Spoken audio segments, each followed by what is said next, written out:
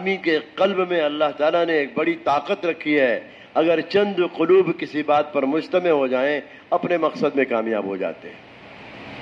اس مبارک محنت کے ذریعہ پوری امت کی قلبی طاقت کو مجتمع کرنا ہے اور محنت کو قرن اول کی طرح سے نہج نبوت پر لانا ہے۔ قرن اول کی طرح سے، قرن اول میں امت مسجد سے جڑی ہوئی تھی، اصحاب صفہ مستقل مسجد کے ماحول میں، مہاجرین صحابہ ضرورت کے بقدر اپنے معاش میں اپنی کمائیوں میں جاتے تھے اور ضرورت کے بقدر اپنے گھر جایا کرتے تھے، زیادہ وقت مسجد کے ماحول میں ہوتے تھے۔ آج یہ بات کہی جا رہی ہے کہ ہر مسلمان 8 گھنٹہ مسجد کے لیے فارغ کر لے۔ وہ تو فارغ ہی ہے۔ محسوس صاحب فرما دیتے ہیں 8 گھنٹہ کاروبار کو دے دو، 8 گھنٹہ اپنے آرام کو سونے کو دے دو، بچ گیا 8 گھنٹہ، اس 8 گھنٹے کو مسجد کے لیے طے کر دو۔ فارغ وقت فرما دیتے ہیں آرام کے وقت میں آدمی نہیں بگڑتا، کمائیوں کے وقت میں نہیں بگڑتا، یہ فارغ وقت میں گڑبڑ ہوتا ہے اور بگڑتا ہے۔ یہ فارغ وقت میں 8 گھنٹے والے میں اگر پرانے ساتھی 8 گھنٹہ روزانہ لگانے لگے، کیوں بھائی ہر مسجد کا کام جم جائے گا؟ نہیں جم جائے گا۔ ارے بولو، ہر مسجد کا کام مضبوط ہو جائے گا۔ آج کیا ہو رہا ہے، بڑے بڑے وہ کہیں گے جی ہماری مسجد میں 5 وقت مسجد آباد ہے، آدھا گھنٹہ کام کریں گے اور کہیں گے کہ 2.5 گھنٹہ لگ گیا۔ ایک مستقل ہر مسجد کی جماعت کم سے کم 2.5 گھنٹہ ایک وقت میں لگا رہی ہو، ورنہ 3 شفٹوں میں 8 گھنٹہ پورا کیا جا سکتا ہے۔ 3 شفٹوں میں مسجد کی جماعت اگر 2.5 گھنٹہ پورا لگاوے، محلے کا نقشہ بدلا ہوا ملے گا، محلے کا نقشہ بدلا ہوا ملے گا۔ اگر ایک جماعت بھی 2.5 گھنٹہ پورا وقت دے رہی ہو، 3 آدمی بھی 2.5 گھنٹہ دے رہے ہیں، تو ان 3 آدمیوں کے ساتھ 2 آدمی بھی دے رہے ہیں، ان 2 کے ساتھ انشاءاللہ محنت کرنے والے 2.5 گھنٹے تک چلتے رہیں۔ امت جتنا مسجد سے جڑے گی اتنا ہی مسجد کی خیر و برکت گھروں میں جائے گی۔ مولانا سید خان صاحب فرماتے تھے گھر کی تعلیم حضور کے زمانے میں کتابی شکل میں نہیں تھی، جو بات حضور کی مجلس میں صحابہ سنتے تھے، قرآن نازل ہوتا، قرآن کے احکامات کی اللہ کے رسول وضاحت فرماتے اور جو باتیں سنتے تھے سرکار سے براہ راست، وہی باتیں اپنے گھر کی عورتوں بچوں میں پورے طور پر پہنچاتے تھے۔ فرمایا سیرت یہ کہتی ہے کہ یہی اس زمانے میں گھر کی تعلیم تھی۔ آج اس زمانے میں گھر کی تعلیم 5 عمل کے ساتھ بتائی جا رہی ہے۔ قرآن کا حلقہ، کتابی تعلیم بدل کر 6 صفات کا مذاکرہ، گھر کا ایک آدمی اور تشکیل تاکہ گھر کے چھوٹے بڑوں کا مزاج اللہ کے راستے میں نکلنے کا بنے۔ 5واں عمل مشورہ ہے۔ کل کی تعلیم کس کے ذمہ ہوگی؟ کل 6 نمبر کس کے ذمہ ہوگا؟ قرآن کے حلقے میں غلطیاں کون صحیح کرائے گا؟ یہ 5 عمل ہے گھر کی تعلیم کی۔ جماعتوں کو اہتمام سے ہدایات میں یہ بات کہی جا رہی ہے کہ بھئی یہ ساری باتیں یاد رکھو۔ تعلیمی گشت میں آنے والے 2.5 گھنٹے کی محنت میں آنے والے ان کو سب سے پہلے تعلیم کے حلقے میں جوڑا جائے گا، پھر ان سے جو بات کی جائے گی 4 لائن کی تشکیل ان کی جائے گی۔ جس چیز کی دعوت چلاؤ گے وہ چیز وجود میں آ کر رہے گی۔ مولانا یوسف صاحب فرما دیتے جس چیز کو تم زندہ کرنا چاہتے ہو اس کو دعوت میں لاؤ۔ سب سے پہلی بات اللہ کے راستے میں 4 مہینے کی دعوت۔ چلے والی جماعتوں کو بھی لے لیا جائے گا، لیکن جماعتیں جو دعوت چلائی جائے گی کتنے کی چلائی جائے گی؟ 4 مہینے، 4 مہینے کی دعوت چلائی جائے گی۔ دوسری تشکیل مسجد کے لیے 2.5 گھنٹہ کم سے کم ہے۔ ہر مسلمان سے ہمیں مسجد کے لیے وقت مانگنا ہے اور 8 گھنٹے سمجھانا ہے کہ 8 گھنٹے فارغ ہیں۔ تیسری تشکیل گھر کی تعلیم کی ہے۔ تیسری تشکیل گھر کی تعلیم اور دعوت اس انداز سے دی جا رہی ہو یہ آدمی کیسے دل پر لے لے اور کرنے والا بن جائے۔ مولانا یوسف صاحب فرماتے تھے، مولانا الیاس صاحب فرماتے تھے، ہماری دعوت کانوں تک بات پہنچانے کی نہیں ہے، دل تک بات پہنچانے کی ہے کہ آدمی اس کو کرنے کے لیے تیار ہو جائے۔ دل تک بات پہنچانے کا مطلب ہی یہی ہے کہ آدمی کرنے کے لیے تیار ہو۔ قرآن کریم میں اللہ تعالیٰ نے اپنے نبی صلی اللہ علیہ وسلم کو فرمایا، اے میرے نبی، ہم دیکھ رہے ہیں لوگوں کے پیچھے محنت میں آپ اپنے آپ کو اتنا تھکاتے ہیں کہ آپ اس حرص میں کہ ایمان نہ لائیں گے، ایمان نہ لانے کی وجہ سے آپ اپنے کو ہلاک ہی کر دیں گے۔ لعلک باخع نفسک الا یکونوا مؤمنین، اے میرے نبی ہم آپ کو دیکھ رہے ہیں لوگوں کے پیچھے ایمان نہ لانے کی وجہ سے آپ اپنے آپ کو ہلاک ہی کر دیں گے۔ یہ ہے دعوت کی حد کہ آدمی کرنے کے لیے آمادہ ہو جائے، کرنے کے لیے آمادہ ہو جائے۔ تیسری تشکیل گھر کی تعلیم کی ہے۔ اگر ہم 2.5 گھنٹے کی محنت میں یہ تشکیلیں اہتمام سے چلاویں گے انشاءاللہ آپ دیکھیں گے، آج اس سے پوچھو ان سے، بھئی ہم نے آپ سے تعلیم کی بات کی ہے، آج شام تک تعلیم ہو جائے گی انشاءاللہ؟ وہ ہاں کر کے جائیں گے آج شام۔ اب ان سے کہا جائے گا جی شام کو پھر ہم ملاقات کریں گے کہ آپ کی تعلیم قابو میں آئی کہ نہیں آئی۔ 60 70 گھروں میں جماعت نے محنت ڈھنگ سے کی، تعلیم شروع کرائی ہر بستی میں۔ گھر کی تعلیم، مولانا یوسف صاحب فرماتے تھے، جس گھر میں تعلیم روزانہ ہوگی، جن سوراخوں سے باطل گھر میں گھسا کرتا ہے وہ سارے سوراخوں کو بند کر دے گی۔ اگر گھر کی تعلیم قابو میں نہ آئی تو میرے بزرگوں اس طرح سے باطل گھروں میں گھسے گا کہ آدمی گھر کا ذمہ دار تبلیغ والا مر کر گھر قبر میں جائے گا اور تبلیغ بھی اس کے ساتھ چلی جائے گی، گھر میں باقی نہیں رہے گا کچھ۔ چوتھی تشکیل، گھر کے بچوں کو مکتب سے جوڑیں۔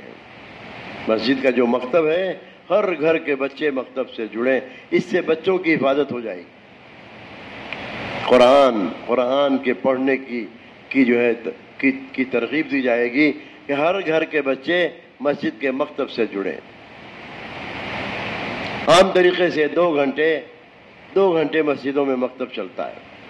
اگر 2 وقت ہے تو 2 وقت، فارغ بچے صبح کو پڑھ لیں گے اور مشغول بچے شام کو پڑھ لیں گے۔ یہ 4 لائن کی دعوت 2.5 گھنٹے کی محنت میں بھی مستقل دی جائے گی، اور جماعتوں میں نکلنے والوں کو بھی ہدایات میں یہ بات کہی جائے گی کہ جس کو بھی تعلیمی گشت میں لائیں گے وہ سب جو ہے ان سے یہ تشکیل ہوگی، ان کی یہ تشکیل ہوگی، 4 لائن کی تشکیل ہوگی۔ اور مقامی جماعتیں، ہر جگہ مقامی جماعتیں اور جماعت کے ساتھی مل جل کر کام کریں گے، ایک جماعت بن کر کام کریں گے۔ 2.5 گھنٹے کی محنت وہ کر رہے ہیں، جماعت شامل ہو جائے گی۔ مسجد کا عمل جماعت کا چل رہا ہے، مقامی ساتھی تعلیم میں جڑ کر ان کے ساتھ تعلیمی گشت میں محنت کر لیں گے۔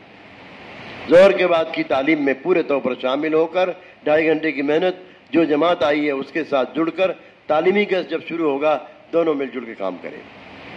شام کا روزانہ کا عمومی گشت باہر کی جماعت تو کرے گی، مقامی ساتھی جو 2.5 گھنٹہ لگا رہے ہیں وہ بھی شامل ہوں گے، اور جس قدر ممکن ہوگا مقامی ساتھی جماعت کے عمومی گشت میں شامل ہوں۔ میرے بزرگوں، یہ مبارک محنت بنگلے والی مسجد کے ہدایات کے مطابق جتنا ہوگی، خروج کا جتنا اہتمام ہوگا، سب سے اہم چیز اس مبارک محنت میں اللہ کے راستے کی نقل و حرکت۔ سالانہ خروج اگر متاثر ہوا پوری تبلیغ متاثر ہو جائے گی۔ اگر سالانہ خروج متاثر ہو گیا آدمی کی پوری تبلیغ متاثر ہو جائے گی، اب اس کی زبان کی طاقت کم ہو جائے گی، نقل و حرکت قدموں کا چلنا بھی کمزور پڑ جائے گا۔ سالانہ خروج ہو، ماہانہ خروج ہو، بقول قاری ظہیر صاحب رحمۃ اللہ علیہ کے فرمایا کرتے تھے، آپ لوگ دیکھیے جو ٹرک جس پہ مال لدا ہوا ہے یا کوئی بھی گاڑی جب کسی چڑھائی پر چڑھتی ہے تو کہیں اگر ایمرجنسی میں رکنا بھی ہوتا ہے تو بریک بہت زوردار لگا کر ڈرائیور ہٹتا ہے اور جلدی سے بڑی گاڑی کے سب پہیوں کے نیچے لکڑی لگا دیتا ہے، پتھر لگا دیتا ہے کہ گاڑی پیچھے کی طرف نہ جائے۔ یہ فرمایا مقامی کام تیز چلنے والی گاڑی کے پیچھے یہ اوٹا ہے، پتھر ہے، گاڑی پیچھے نہ جائے۔ اگر مقامی کام میں ضعف آیا، اچھے سے اچھا پرانا کام کرنے والا بھی، لوگ کہتے ہیں نا بھئی آج کل دکھائی نہیں دے رہے، آج کل فلاں ذمہ دار ساتھی دکھائی نہیں دے رہے۔ ہاں تو میرے بزرگوں، یہ مبارک کام اللہ رب العزت نے اپنے فضل سے دیا ہے۔ اس محنت کے سارے اعمال اعمال تربیت ہیں اور سارے اعمال اعمال ہدایت ہیں۔ سارے اعمال کیا ہیں؟ ارے بولیے نا، اعمال ہدایت ہیں۔ سارے اعمال اعمال ہدایت، سارے اعمال اعمال تربیت ہیں۔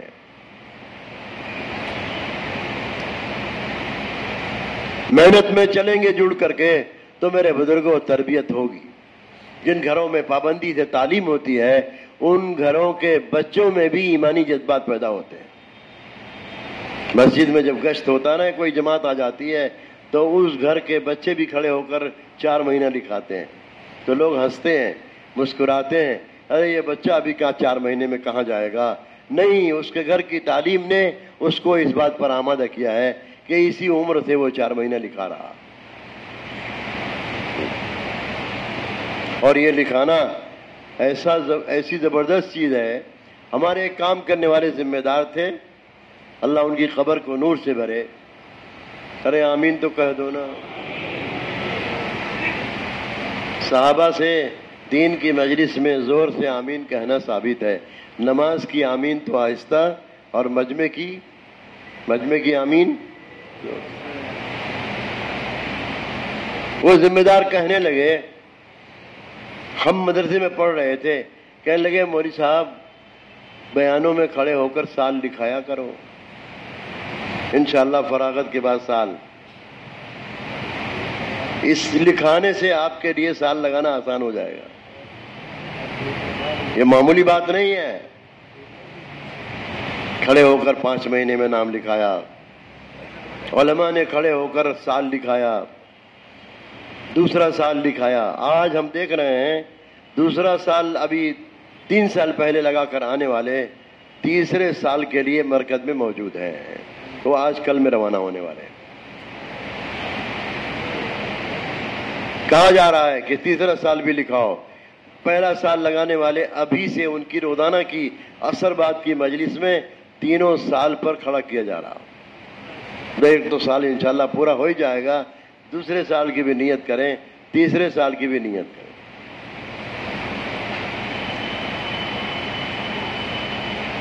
پہلے سال کی جماعت علماء کی جاتی تھی تو ایک جماعت سال بھر میں ایک جماعت جاتی تھی، اور جس سال ہم لوگ گئے تھے 3 آدمی گئے تھے، بس پورے سال میں ایک جماعت 3 آدمی۔ اب اس وقت میں 2 سال کے اندر تقریباً 65 جماعتیں روانہ ہوئی ہیں۔ ابھی صبح مولانا نے بتایا تھا کہ کتنی جماعتیں وقت لگا کر واپس آ گئی ہیں اور دوسری جماعتیں تیار ہیں۔ ہر روز مرکز میں 2-3 جماعتیں علماء کی دوسرے سال والی مرکز میں موجود ہوتی ہیں۔ چونکہ ان کی جانے سے پہلے 3 تشکیلیں ہوتی ہیں، ایک تشکیل دوآبے کی، ایک تشکیل میوات کی، اور ایک تشکیل ایسی جو بنجر علاقے ہیں بالکل۔ تینوں علاقوں میں 10-10 دن کی تشکیل ہوتی ہے، پھر یہ روانہ ہوتے ہیں۔ اسی درمیان میں ان کی قانونی کارروائی بھی ہو جاتی ہے۔ تو میرے بزرگوں، اللہ کے راستے کی نقل و حرکت میں آدمی جب اپنا ارادہ بناتا ہے اور کھڑا ہو کر نام دیتا ہے، اللہ پاک بہت جلد اس کو کرنے کی توفیق دے دیتے ہیں، گمان سے باہر۔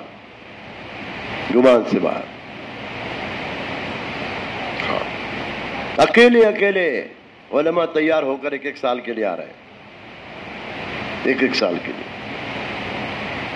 اللہ کا فضل ہے، 5 مہینے کی بیرون کی جماعتیں مستقل روانہ ہو رہی ہیں۔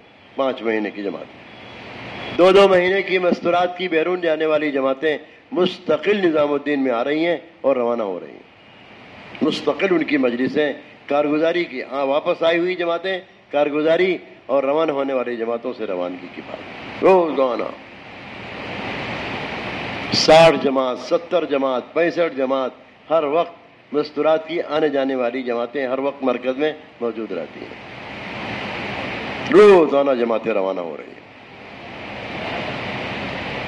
میرے بزرگوں، اس وقت میں ہمیں اپنی پوری قوت و طاقت کو اس طرف لگانا ہے جو بات ہمیں بنگلے والی مسجد سے جو بات کہی جا رہی ہے۔ ایک ایک کام کرنے والوں کا تعلق بنگلے والی مسجد سے مضبوط ہونا چاہیے۔ جتنا ہماری آمد و رفت، جتنا ہمارے ذمہ داروں کی آمد و رفت، بقول مولانا سعید خان صاحب کے، جس علاقے کے لوگ اپنے آپ کو بنگلے والی مسجد سے جوڑ دیں گے اور اپنے کام کرنے والوں کو وہاں سے جوڑ دیں گے، ان کے علاقے کا کام صحیح رخ پر آ جائے گا۔ جتنا بنگلے والی مسجد سے، مولانا ہمیشہ سال میں 3 مہینے کے لیے نظام الدین آتے تھے۔ مولانا سعید خان صاحب 50 سال حرمین شریفین میں رہے اور ہر سال ہندوستان کا ویزا لے کر 3 مہینے بنگلے والی مسجد میں رہا کرتے تھے اور جماعتوں میں بھی جاتے تھے۔ ایک سال ہم کسی عارض کی وجہ سے ایک سال نہیں آئے۔ ہمارے ایک ذمہ دار وہاں 1 سال کے لیے مدینہ گئے تھے اور جدہ میں وہ رہے۔ مولانا کا 1 سال نظام الدین آنا نہیں ہوا تو انہوں نے کہا کہ حضرت آپ کو 1 سال ہو گئے نظام الدین گئے ہوئے، اب ہم آپ کی بات میں فرق پا رہے ہیں۔ مولانا سعید خان صاحب سے کہا کہ اب آپ کی بات چیت میں ہم فرق پا رہے ہیں، 1 سال جو آپ کے جانے میں وقفہ ہوا ہے اس کی وجہ سے۔ مولانا سعید خان صاحب کہتے تھے ہم مدینے سے اپنی اصلاح کے لیے نظام الدین آتے ہیں،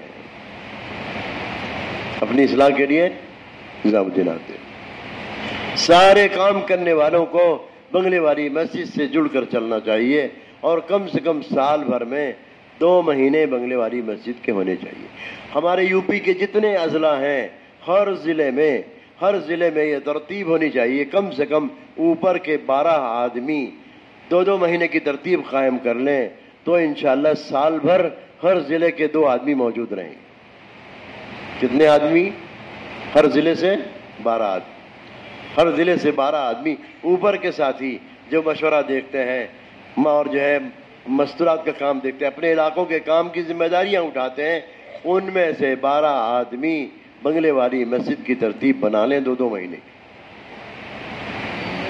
اس وقت میں یہ بات کہی جا رہی ہے کہ ہمارے پرانے ساتھیوں کا سالانہ 6 مہینہ لگنا چاہیے۔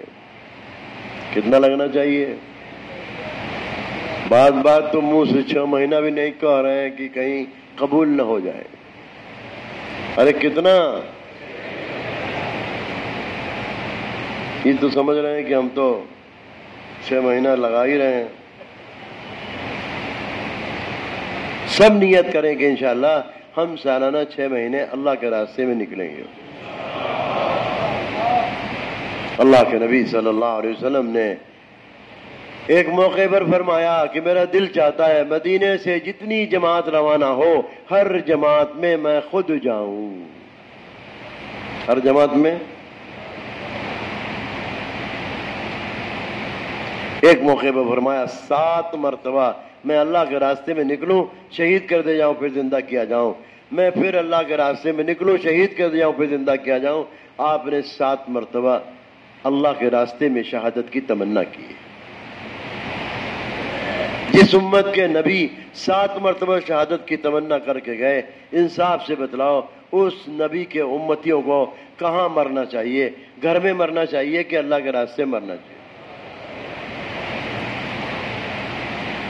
اللہ کا فضل ہے، سال میں جانے والی جماعت علماء کی ابھی تھوڑے دنوں پہلے نائجیریا میں ان کا انتقال ہو گیا، نوجوان تھے، 41 سال کی عمر تھی، اللہ ان کی قبر کو نور سے بھرے، وہیں ان کی تدفین ہو گئی نائجیریا میں، 1 سال کے لیے گئے ہوئے تھے۔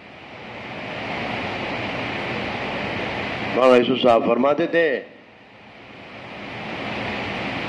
کہ ملکوں میں جب ہماری جماعتیں روانہ ہوں گی اور آدمی کی قبریں بنے گی سمجھو اللہ کی طرف سے فیصلے کا دن قریب ہے. جب قربانی کی ایک سطح پوری امت کی اجتماعی طور پر امت کی قربانی ایک سطح پر پہنچتی ہے اللہ کا فیصلہ بدلتا ہے. کرنے والی ذات کس کی ہے؟ کریں گے تو وہی، فیصلہ اسی کا ہوگا اور کریں گے وہی. اللہ تعالیٰ کا فیصلہ بدلے گا.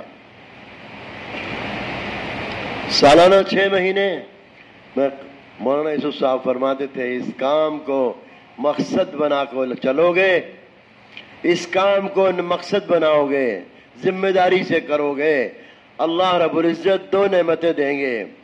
ایک نعمت تو یہ دیں گے سب سے چھوٹی نعمت کہ ایمان کے ساتھ خاتمہ ہوگا، اور دوسری بات فرماتے تھے سیرت کی روشنی میں کہ تمہاری 14 نسل میں فاقہ نہیں آئے گا، تمہاری 14 نسل میں فاقہ نہیں آئے گا.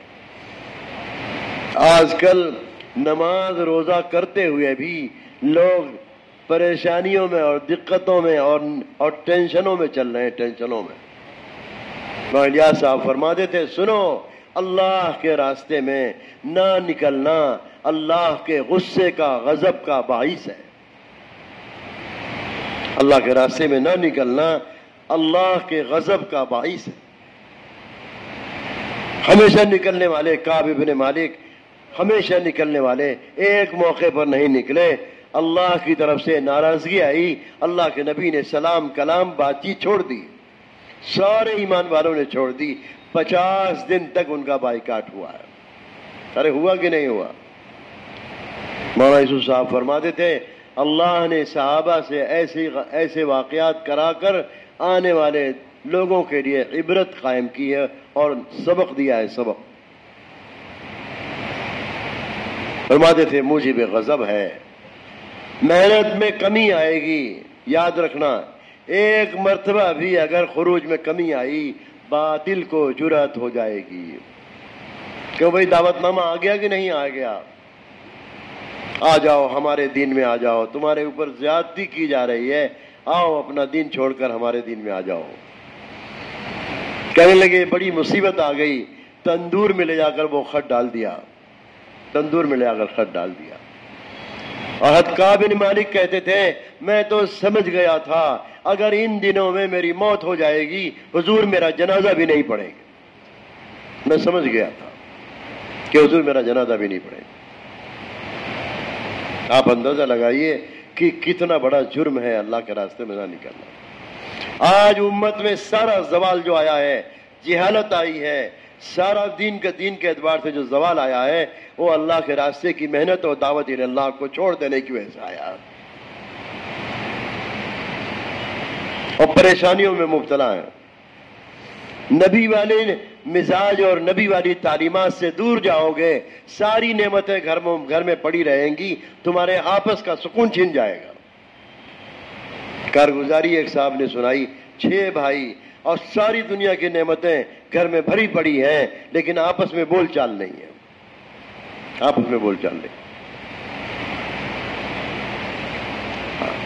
جب مزاج محمد صلی اللہ علیہ وسلم کی شریعت کا مزاج نہیں ہوگا وراثت کی مال کی تقسیم بھائی بہنوں کے درمیان میں صحیح طریقے سے نہیں کریں گے اور یہ اتنی بڑی مصیبت بنے گی کہ وہ مال سارے سکون کو چھین لے گا. لوگوں کا حق مار کر اگر ہم کھائیں گے پیئیں گے تو سکون ملے گا؟ ارے بولو.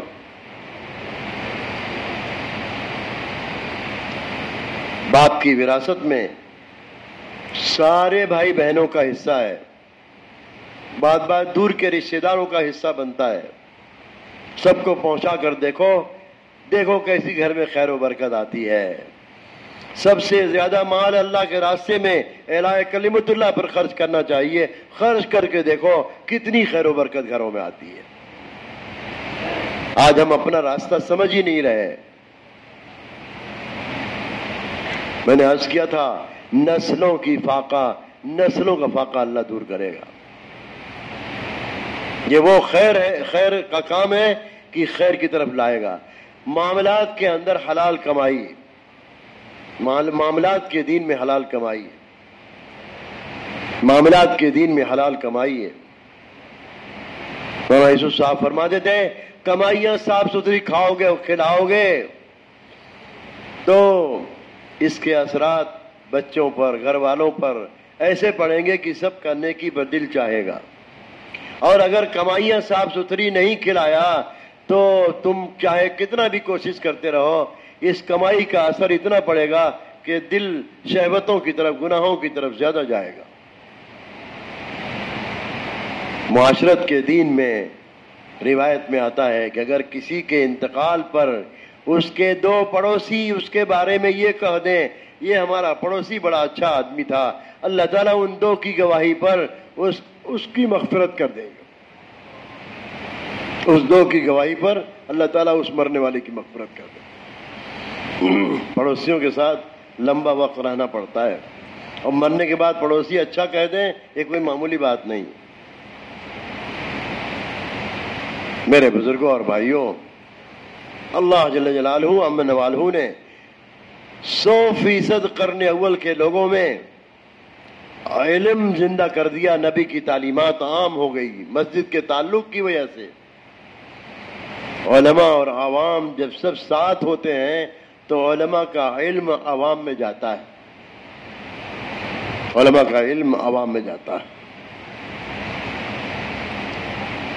ہمارے استاد تھے، بڑے عالم تھے، ان کی خدمت میں ایک حاجی صاحب رہتے تھے۔ کوئی آدمی کوئی مسئلہ پوچھنے کے لیے آیا، ان کا نام ابراہیم تھا، مسئلہ پوچھنے کے لیے آیا تو کہنے لگے، بڑے مولانا کہنے لگے کہ جاؤ حاجی ابراہیم سے پوچھ لو، تم کو یہ مسئلہ بتا دیں گے۔ خدمت کرنے والے بھی صحبتوں میں رہ کر علم سے جو ہے اللہ ان کو نوازتا ہے۔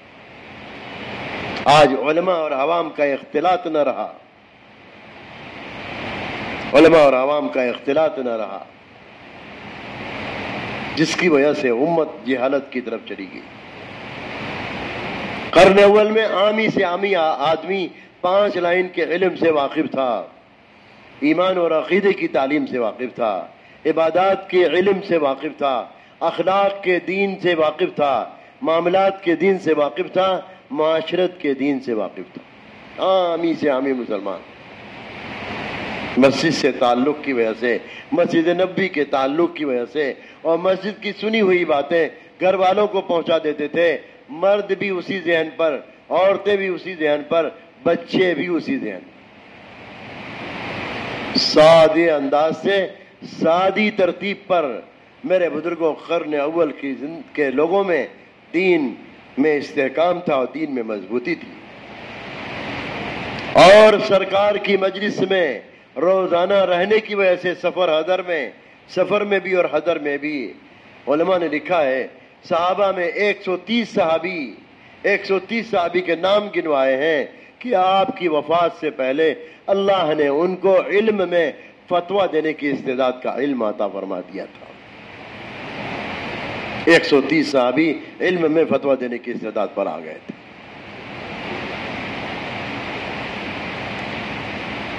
اور اسی جماعت سے اللہ نے آگے اس دین کی امانت کو آگے بڑھایا۔ حضور کی فیض صحبت ہے، اور آپ کی مسجد کی مجلس میں ازواج مطہرات، آپ کے 9 گھر، 9 بیویاں، اور سب کے سب پردے کے پیچھے سرکار کی باتیں مسجد کی سنتی رہتی تھی۔ سب عالم تو نہیں ہو سکتے، لیکن ضرورت کا علم اور ضرورت کا دین سب کو مل جائے گا۔ اس علم کے لیے اللہ اپنے بندوں میں سے انتخاب کرتے ہیں۔ 9 بیویوں میں سے حضرت عائشہ رضی اللہ عنہا کو، ام سلمہ رضی اللہ عنہا کو، دونوں کو اللہ نے علم میں فتویٰ دینے کی استعداد عطا فرمائی تھی۔ اللہ رب العزت مردوں میں سے بھی، عورتوں میں سے بھی اس علم نبوت کے لیے اپنے بندوں میں سے انتخاب کرتے ہیں۔ صحابہ کا آپس میں اگر کبھی علمی اختلاف ہوتا حضور کی وفات کے بعد، تو اماں عائشہ کے دروازے پر آ کر وہ مسئلہ پیش کرتے، اور 1-2 باتوں میں وہ مسئلہ حضرت عائشہ رضی اللہ عنہا حل کر دیتی تھی۔ ایک موقع پر اللہ کے رسول نے صحابہ سے فرمایا